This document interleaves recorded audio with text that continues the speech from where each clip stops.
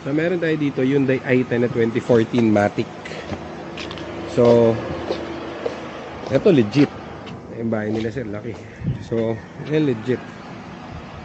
Pogi, ano, cute. So, wala tayong mabili na unit ngayon eh. Pwede lang kasya dun sa garahe natin, maliliit. So, ito yung bag ni sir.